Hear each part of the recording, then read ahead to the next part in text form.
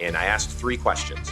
The first question was, what's going really, really good in your area, or what's really good about the company or the team that you work with? Just one thing that comes to mind, the first thing that comes to mind. And then the second question is, what's one thing that's not going really good about the company, your team, the work that you do, whatever it might be? What's the first thing that comes to mind? And then the last question is, do you have any ideas to make things better? It could be a response to the thing that's not going well. Do you have an idea for how to improve that? Or just in general, do you have any ideas for improvement?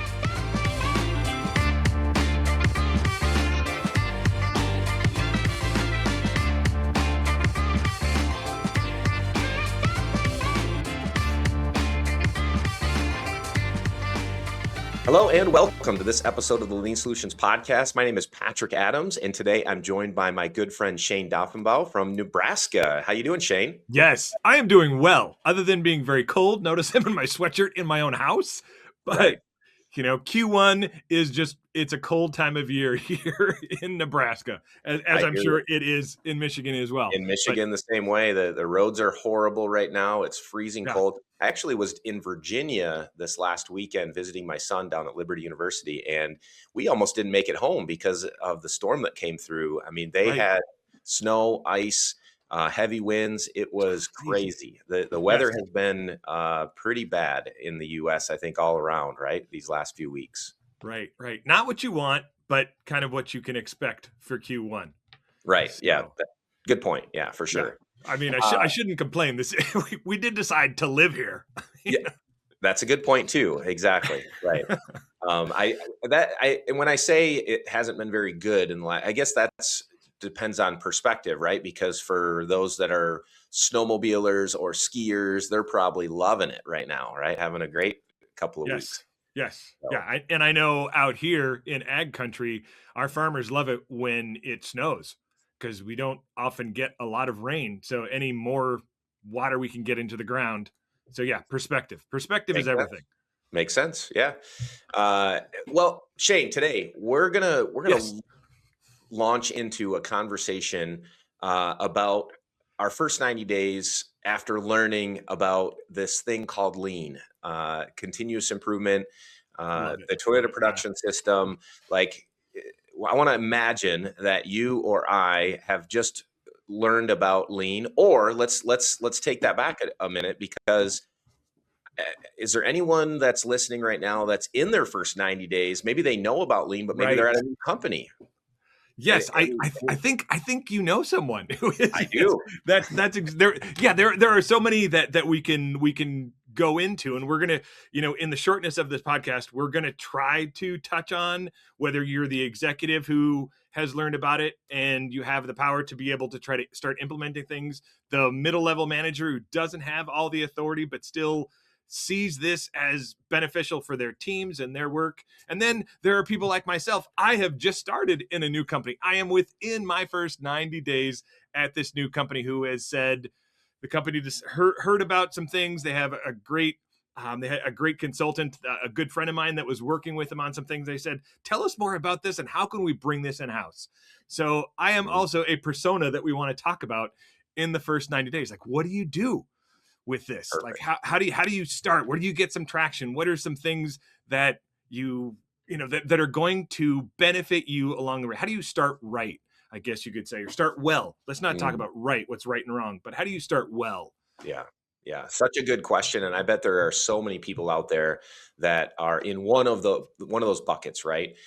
Either you've just learned about lean, again, and all the different positions that you talked about. Maybe you're an executive decision maker, maybe you're a mid-manager, so span of control has to be considered. Maybe you just learned about lean, maybe you did know about lean, but you're in a new job. Maybe you were just promoted or whatever it may be. So there's many of different ways that we can slice and dice this. But let's talk specifically about you and your first 90 days. What has that looked like for you personally? It's been super fun. I love the company I'm working with. And it's funny because here's my first 90 days right here. I don't know if you can see this. I can actually. I have mine with me too. Yes. For those that are just listening, I'm holding up my coffee mug it says ears, the most underrated leadership tool. And And Meaning that has, listening, right? Listening to yes, your team members listening. is the most important tool that you Yes. can have in your toolbox. And so that's been the bulk of my first. I'm not quite to 90 days yet, but I have gone through the org chart. And because of the role that I have, I am process improvement manager of Mhm. this fairly large company. Um, and they've given me the freedom to be able to, hey, learn how we do things before you try to fix things. So that has been my first 90 days. The bulk of it, I'm not quite to 20 interviews, but I have just been interviewing every department head. Mm, I came with a list of questions. I've interviewed boots on the ground, those that are, the front line where the value is added, not just the support services.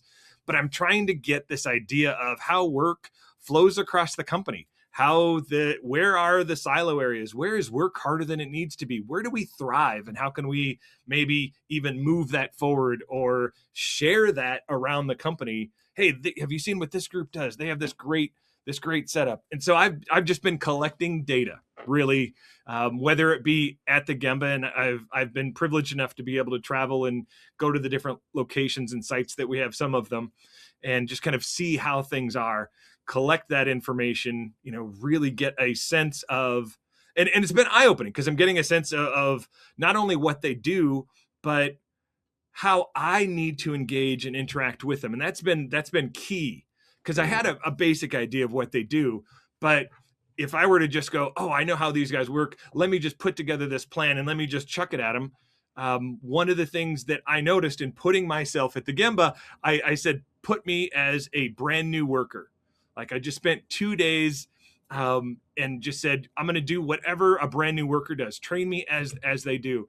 And it was super crazy because a brand new worker, it was like drinking from a fire hose. And I feel like I'm a fairly, established like worker person. Like, I can handle things. And there were so many things like, oh, crumb, I don't know what I'm supposed to do here, because it was just so much going on. So just so what, as I'm trying to explain here, my first 90 days so far have been interviewing everyone, understanding not just how they do things, but most importantly for me, how I need to interact with them in a way that lands, in a way that speaks to where they are at. And it's the third thing I guess I could put to that is building trust. mm. Those So are those important. are just some of the things. But yeah, what wisdom do you have for me in my first 90 days? Yeah, well, let's. I love what you've already done. I mean, I would say so. I want to give everyone that's listening right now, I'm going to give you three areas to focus on in your first Excellent. 90 days. Yeah. Again, no matter which one of those roles or positions that you fall into, I'm going to give you three areas that you can focus in on in those first 90 days. And actually, my number one, you're Great. already doing, Shane. So my number one is there's two things that fall into number one. And I did this with an organization that I had been promoted into an operations manager position. Okay. And there were two things that were most important for me to do right away. Number one was to go work the jobs of the people that would be reporting to me. So similar to you, Yes. going out and spending a good amount of time, not just touching base, not just saying hello, but actually filling the role of frontline worker or whatever that direct Right. report Yeah. position is, filling that Yes. position and working it for an extended period of time to really get to understand what it's like to be in the shoes of the people that report to you. As we're thinking about empathy, right? Putting yourself in the shoes and really understanding the work well enough to be able Right. to manage those people. One of the things that I always loved when I was in the military was when I moved into a direct report for an officer who had been enlisted at one time in their career. Okay. And it's what I was doing when I was moving into as an officer in the Marine Corps. I had been prior enlisted, and there's so much value in having been in the shoes of the people that are reporting to you and understanding Yes. their pains, understanding their successes, understanding the challenges, the struggles that come with that. There's so much value in that as a Yes. manager over those people, especially when you're going to be working in a lean organization or you're deploying continuous improvement principles into this organization for the first time. So Yes, number and one, I'm gonna great. interject right into there, because if we're going to talk about the different levels, like you're talking about the manager side of things, the executive side of things, one of the beautiful things that I stepped into in my new organization is their leadership said that everyone is going to, whether you're lean minded or not, everyone is going to go to where the value is. And Mm, that's one of their, one of their metrics for the year, one of their goals for the year is to go to where that happens and be there for, I don't know, I think it's like 4 to 6 hours or something. yeah, It's like, wow, that's just that would having, be the minimum amount of time that I would suggest. yes, yes, Yeah. seeing the value in that, that you're willing to say to your, your accountants, hey, I want you to go down to the floor and I want you to, put on your reflective vest and your glasses, get your PPE, and, start do the water spider job or whatever it is. Right. There's so much to that. But yes, to add to just that little point of what that looks like for the executive could be promoting this with others and saying, hey, here's a challenge for you. Get out to where, those that are on the front line, what does that look like? What does that look like for them? Mm-hmm. Go shadow the salesperson. Go, go to the storefront. Go wherever the value actually happens. So Right. yes, I'm sorry. So I stopped you. You No, were that's on perfect. the first thing. What was Yeah, the second no, thing? there's a second part of this first one, and that is having one-on-one conversations with each of your direct reports. And so not just going and working in their area or filling their position for an extended period, Right. but Yep. also sitting down one-on-one with each person that's a direct report with you. And I did this at this organization, and I asked 3 questions. The first question was, what's going really, really good in your area, or what's really good about the company or the team that you work with? Just one thing that comes to mind, the first thing that comes to mind for something that's really, really good, right? So I want them to make a connection to something that they enjoy about their job. And then the second question is, what's one thing that's not going really good about the company, your team, the work that you do, whatever it might be? What's the first thing that comes to mind when I asked you what's something that's not going really well? And then the last question is, do you have any ideas to make things better? It could be a response to the thing that's not going well. Do you have an idea for how to improve that? Or just in general, do you have any ideas for improvement? And I Yes. Oh, document the answers to each one of these as I'm sitting down with all these people. And I don't let them see other people's answers. But right. over time, what I do is I take the answers to those questions and I turn them into data, and I start to get clusters of the same answers. Yes. And I actually talk about this in my book, Avoiding the Continuous Appearance Trap. But there's so much value in taking the emotion and the feelings out of those answers and creating data that gives you Mhm. decision, the ability to make decisions based on data versus Right. emotions, right? Right. I think that But we have I to would, be at 6 a.m. That really sucks.